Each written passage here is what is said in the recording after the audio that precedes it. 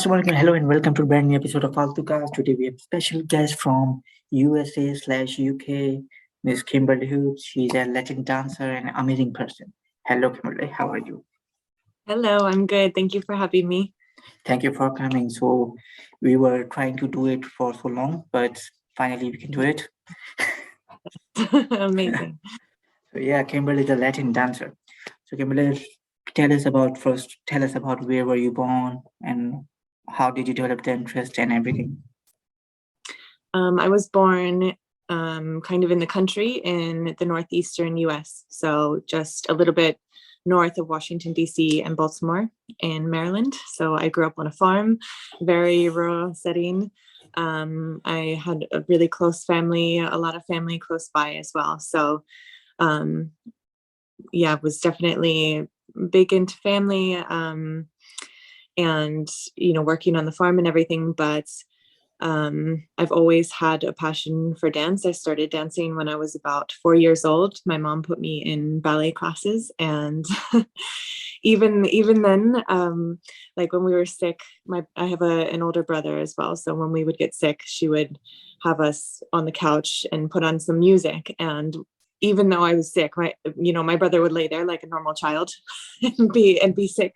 And because she would put music on, I would get up and dance. So she'd come back into the room. She put me there. I'd be sick, not feeling well. She'd come back into the room, and I'm dancing around and like choreographing shows and stuff just because she had put the music on. So I don't know where it comes from, but I've just always had this passion, this need to dance and to move. And when I hear music, no matter what it is, just like wanting to dance.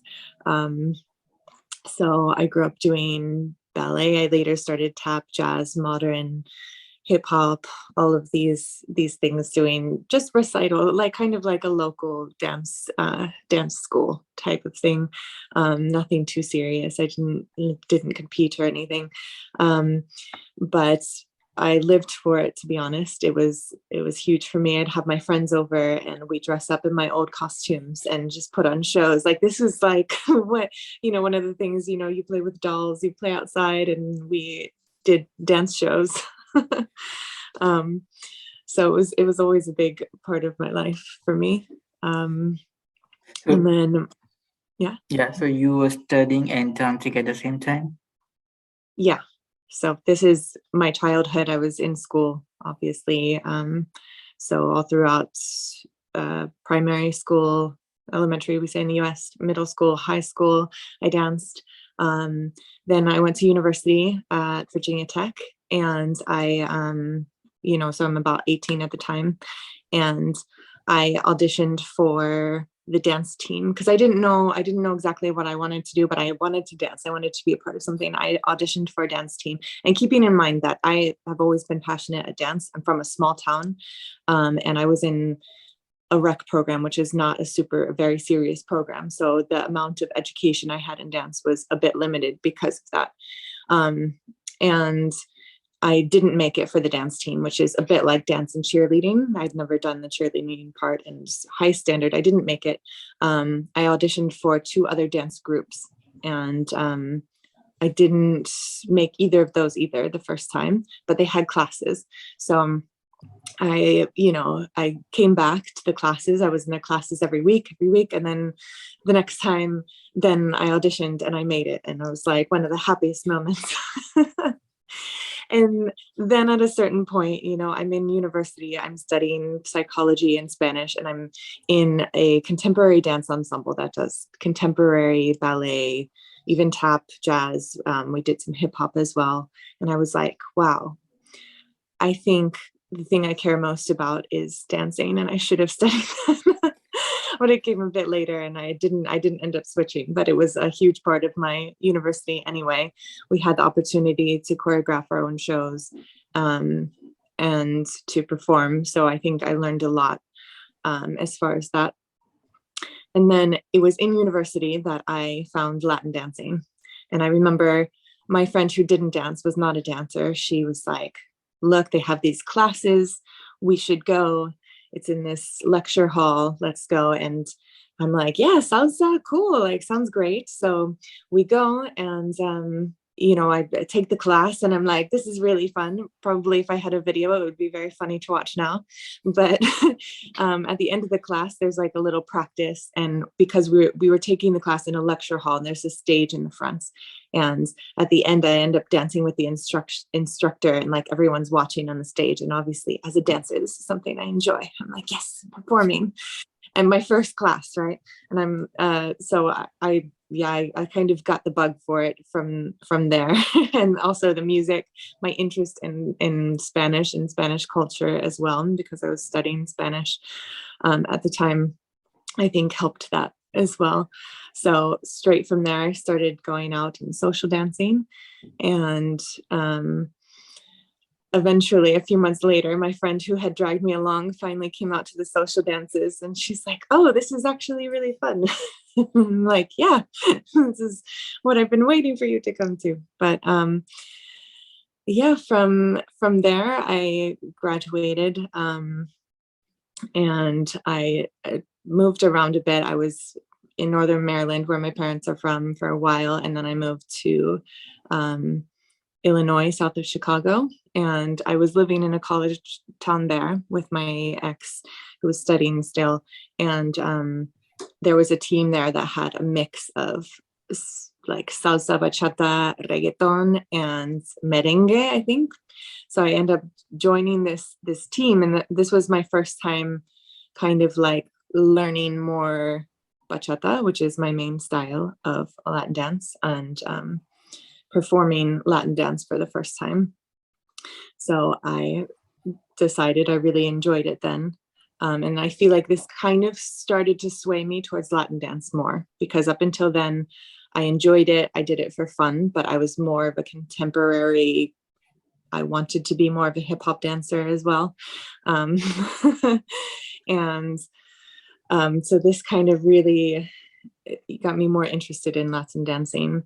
I later moved to Washington, D.C., where at the time that I moved, two of my dance idols, of the people I first saw dancing bachata, were teaching then, and they were auditioning for a team. And I was like, what? This is amazing. This is like, I have to do this.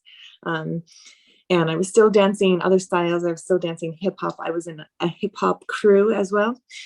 So my focus was very split.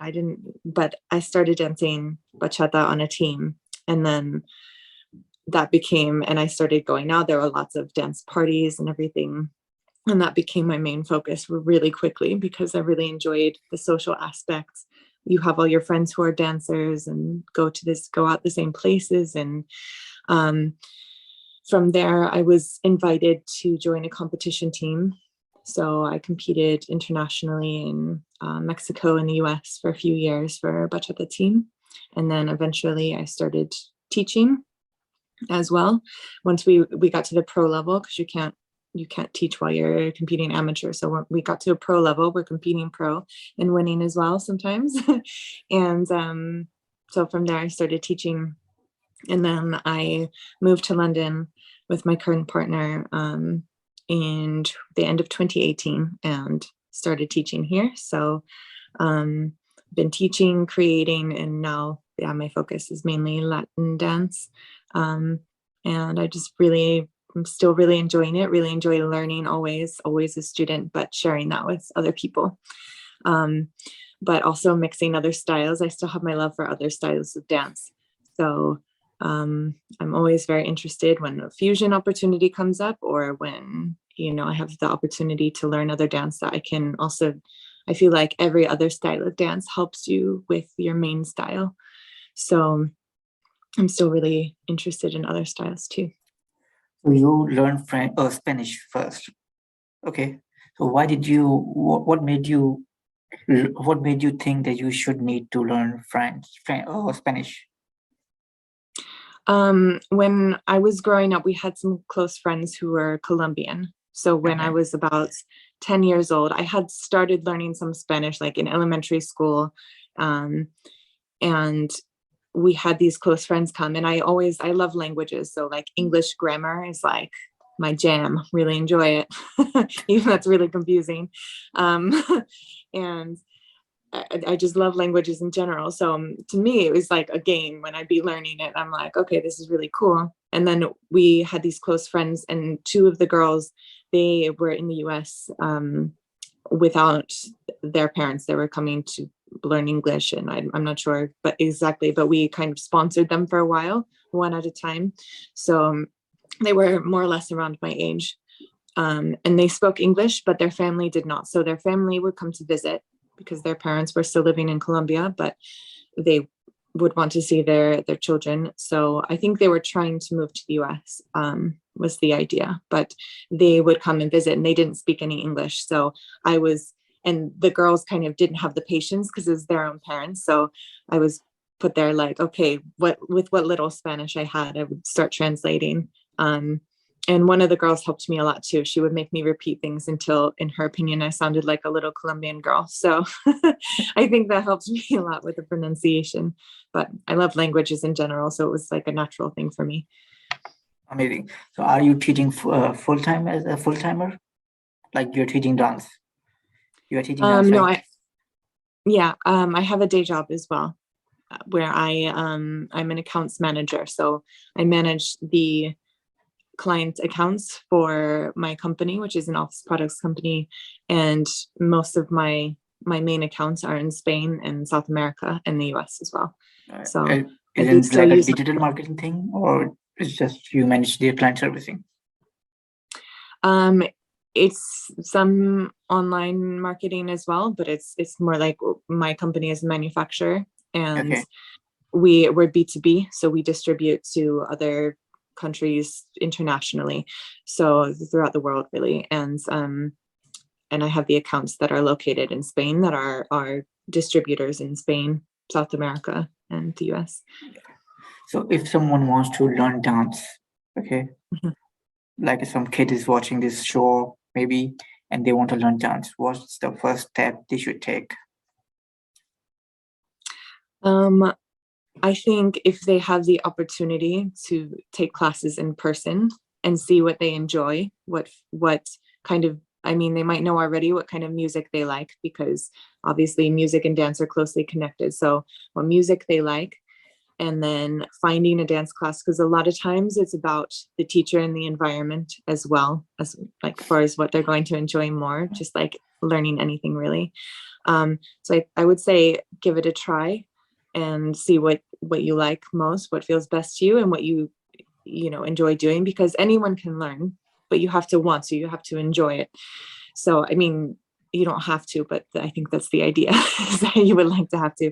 And if they don't have the opportunity to take classes now online, there's a lot of opportunity online, or just videos. There's tutorials of learning that maybe if they don't want to do it themselves, they can get together with friends and do it. I think maybe that's more fun. But now that we have the internet, there's opportunities are endless.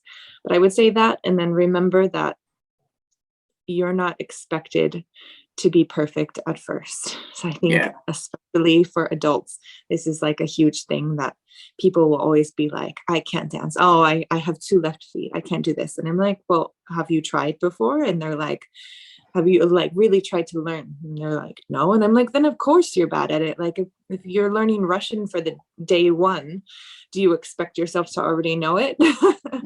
No. So So I think who do you think who made the dance famous? I think for me it's like a Michael Jackson. Like everyone wants to be like him, but they don't know how to do things like him. yeah. So who do you think who made the dance famous worldwide?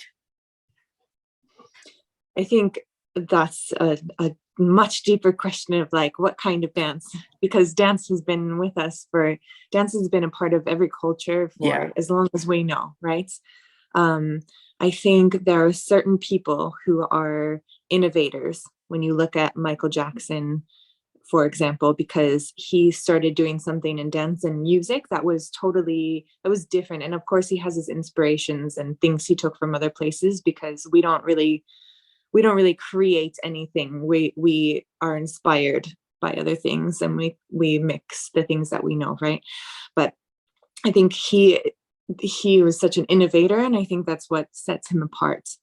Um, I think in pop culture, you see music artists have a big influence because they're famous for their music, which relates to everyone, and dance doesn't always relate to every person. So I think, we have more people in pop culture that could be influential, but I don't think there's any one person that you could say that they're the person who made dance famous. But you could say that Michael Jackson made a lot more people want to dance, or inspired a lot more people because of his innovation, and then his fame for this innovation. Well deserved, in my opinion. Yeah. So you teach bachata, and or anything else you teach? Mainly bachata. Bachata. I've taught some heels dance as well, and I do ladies styling. So in bachata, ladies styling, or just styling in general for both the leads and the follows, or or partner dance as Okay. well. Can you just describe what bachata is to our audience? Yes, in a nutshell, bachata comes Yeah. from the Dominican Republic originally. Okay.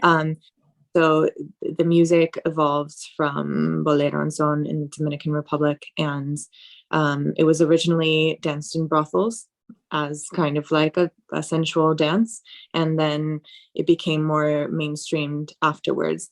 Dominican bachata, traditional bachata is more focused on the hips, and movement in the hips. It's evolved in different places. So in Spain, there's a guy named Jorge, who now he's known with his partner, Jorge and Judith, who he started it and then developed with her what we call sensual bachata, or bachatasensual, which takes movements from traditional bachata, but also from other styles like zouk, contemporary, tango, and fuse. So it's a fusion of those into a new style, which we call bachatasensual. So it has more upper body movement, head movements, and just using your whole body, not only your hips, but also your hips and your feet. The brief history of the two main styles. There are other styles as well. Yeah. So when you teach someone, what is the biggest challenge you have, like as a teacher? The biggest challenge, I think it's really getting people to kind of like get past their own mental blocks, because like I was saying, the biggest thing you should think about when you're learning a dance is that you can do it, because if you believe that, then you're going to be able to do it a lot faster than you would if you are constantly distracted by doubting yourself or worrying about things. You will mess up, but I think just being okay with that and understanding of the process is one of the more challenging things, because I can show you how to do a move, but if you're in your head about it, it makes it more difficult for you. So I think getting through to people is one of the challenges, and one of the things that the most rewarding parts of teaching dance.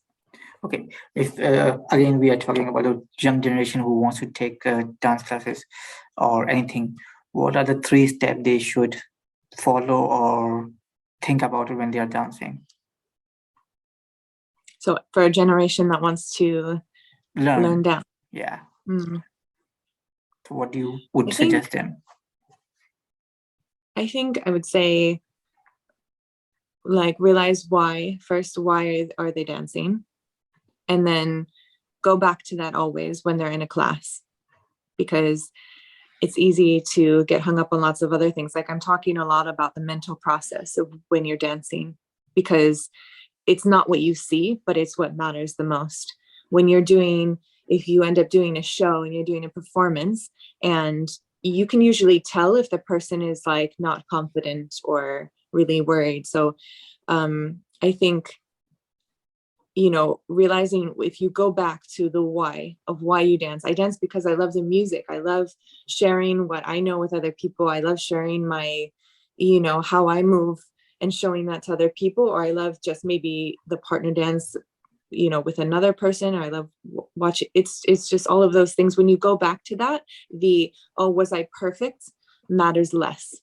So you'll be better and you'll enjoy more. Okay, I think that's the most important thing is that mindset, and also that you're your biggest cheerleader of your for yourself in your head, that you're not a negative self voice. Yeah. So I mean, this probably is applicable to all of life, but definitely for dance, 100%. So I think second of all is the habits, just always being a student. So what I see most often is that people start as a beginner, they're open and ready to learn. As an intermediate dancer, these are the hardest people to teach because they've gotten to a point where they can dance and they're, pretty good. And we've all had this at one point or another, every person. But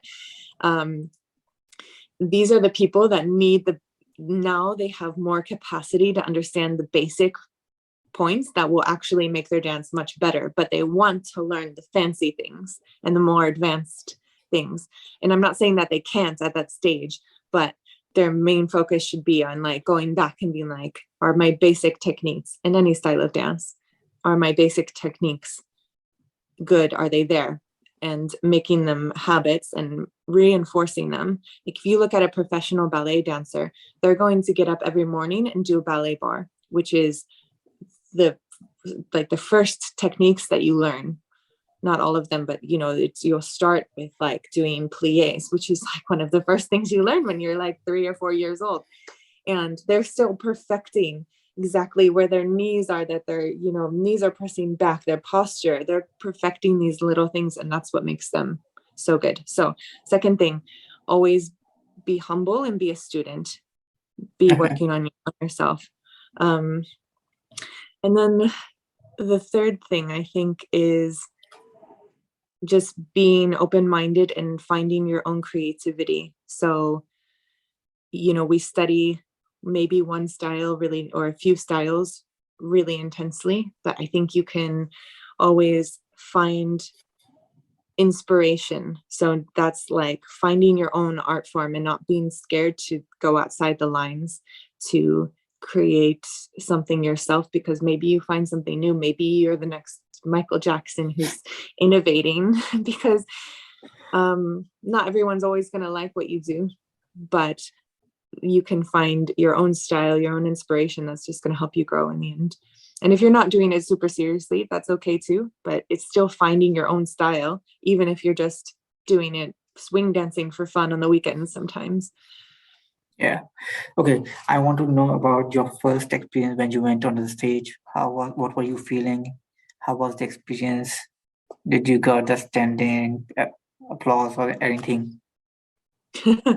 Well, I was 4 years old when I first had my first recital. So don't particularly remember. We were backstage a long time, and I remember that I missed my mom. I've seen the video, and I was the one turning the wrong way all the time. Everyone else turning this way, me turning this way. I don't know. It was just our parents in the audience. So don't think we might have gotten a standing applause, but it wasn't for being good. But anyway, I think maybe I can talk about like a more, because I've been performing since I was a child. So I think what's more momentous to me is maybe competing for the first time when I started competing for bachata. And that was like very, very intense experience. We've been doing shows for a while, and this is like 2015, I think I did my first competition, and the first one was in Mexico, and it's very like official and nerve-wracking, and they're like, before you start, they're like, estamos en competencia, like we're like, now the competition starts before each one. And it's like very nerve-wracking, and then it's just like your body goes into autopilot and it's done. I mean, that's most of my experience with my shows that are more, I guess, the more important ones, the competitions, and it's just done in a blink of an eye. But you this is where the practice comes into play, that your body kind of goes into autopilot. And then also using, because you suddenly have all this nervous energy that you won't have necessarily when you're doing the dance in the studio, where you do it perfect 1,000 times and then you mess up on stage, for example.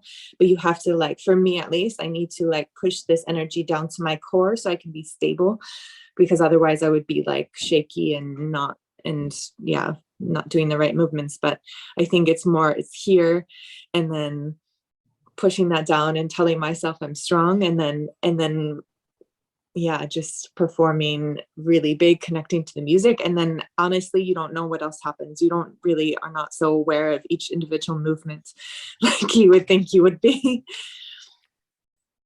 That's amazing. Like, it's great. It's good to know about how your mindset works when you're dancing. I think people should take notes about that. That you have to be stronger from the core and then do what you can. Yeah, I mean, I've learned this over years. I wish I knew it at the beginning, but it's advice I've taken from people little by little. Okay, since we talked about your accomplishment, now now you should tell us that what was your worst ever show? Okay. So actually I had a competition where my partner, we had a trick where the guy like dropped us down, and then so we're laying like in a plank, legs out, like dead man position, and they step over us, and then they kind of pull us around, and then they turn us on the floor. So anyway, something happened, and I think my partner tripped or something, and anyway I end up just like on the floor. And I have a saying that I always tell all of my students, but I've been using it for myself for a while. And it's, if you fall like Beyonce. Okay, because Beyonce is another one. She is so amazing, not just because she has a great voice or something, but she's an amazing performer. Like, she's just like, I could just watch her perform any day. And so I'm there like, okay, I'm on the floor. My partner is there like, I don't know, doing what. And of course, this is in a split second, and we're on the end, and everyone else is completing the trick. And I'm just like, okay, I need to get up for the next move. So I just like make a face, and I just like get up. There's a picture of me just going from like getting up, because I had to roll over, get up on my knees, and then put one foot up and then stand. There's a picture of me doing this, and it looks like it's part of the choreo. And and so I just stand up, and then we get back into the routine. At the end, I burst into tears because I'm like, we lost. We didn't win, which of course, competition can be a bit intense. That's why it's so motivating. And then somehow, I don't know, I guess they didn't notice the mistake, or they thought it was meant to be there, or just because we kind of faked our way out of it. I mean, you have to make it work. You have to keep going. So we still won the competition. So I would say, as far as performing, that was the worst. I felt terrible about it. I was like, oh, we messed up so bad.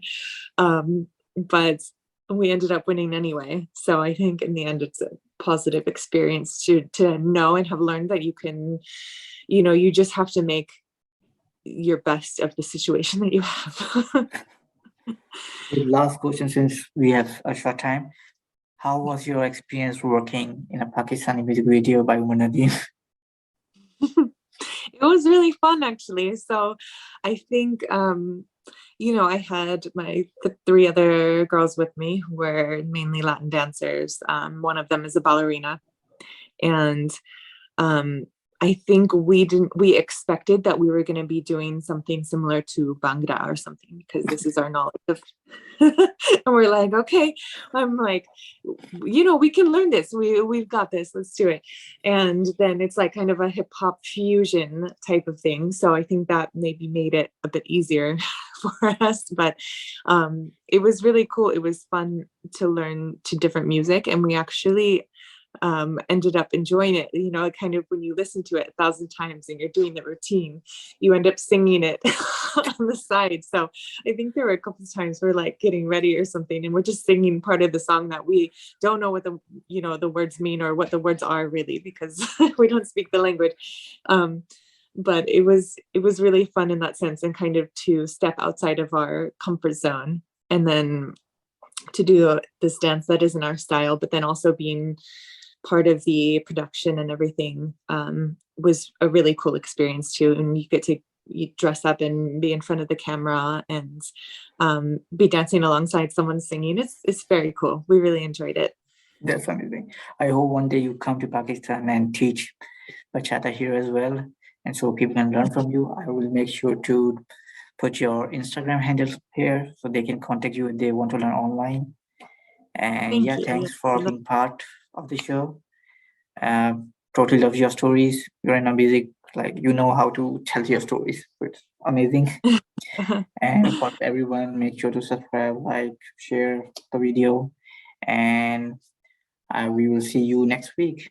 Bye. Take care. Thank you so Thank much. you. Thanks for having Thank me. you. Bye bye. Bye.